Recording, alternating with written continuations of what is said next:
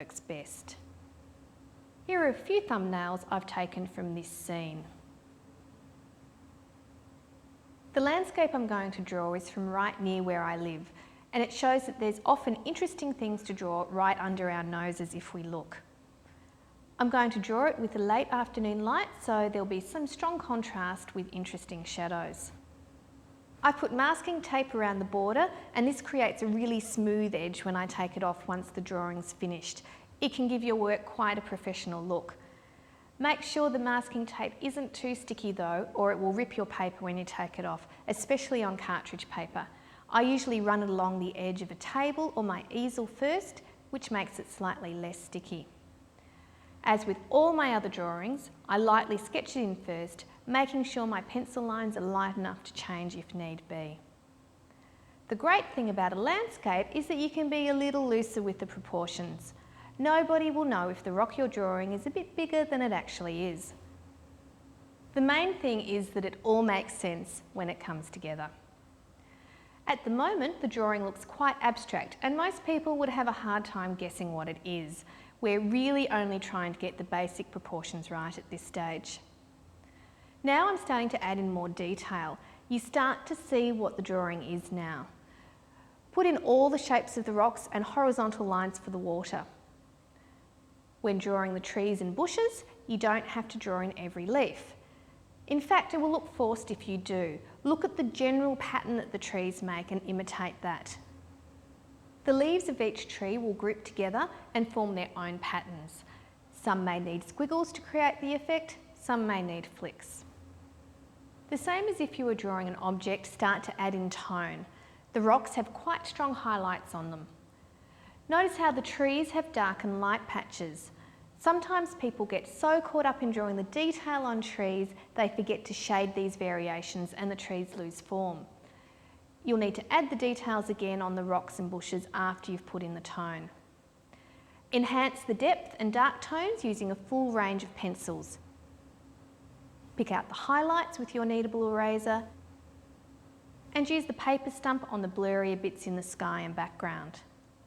With a sharp pencil, redefine the foreground objects, making sure they're sharply in focus.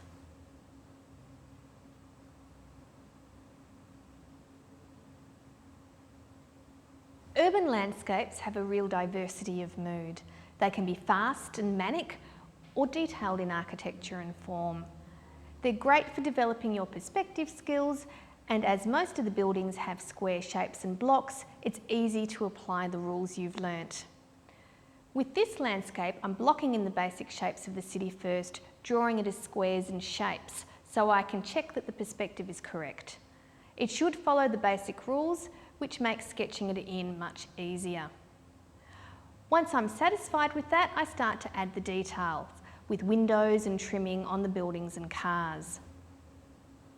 I now add tone and then build up the detail again because it was lost as I shaded in the highlights and lowlights. Using a sharp pencil, I pull out the detail further on the foreground buildings and soften the detail on the buildings in the distance with a paper stump. To make an urban landscape fascinating for the viewer, pay attention to detail. The more of the tiny nooks and crannies you put in, the better.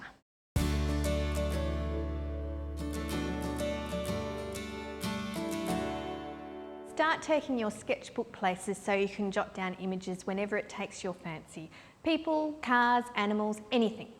Your eyes are your best drawing tool, so put them to good use. Practice drawing a whole variety of things, such as different leaves and flowers. Look at their distinctive shapes and characteristics. It's the tiny details in all these objects that make them interesting. The more you sketch, the better you'll become, and you'll end up with a collection of fabulous books that document your drawing career. Experiment with papers, pencils, charcoals, and anything your local art shop has that looks fun.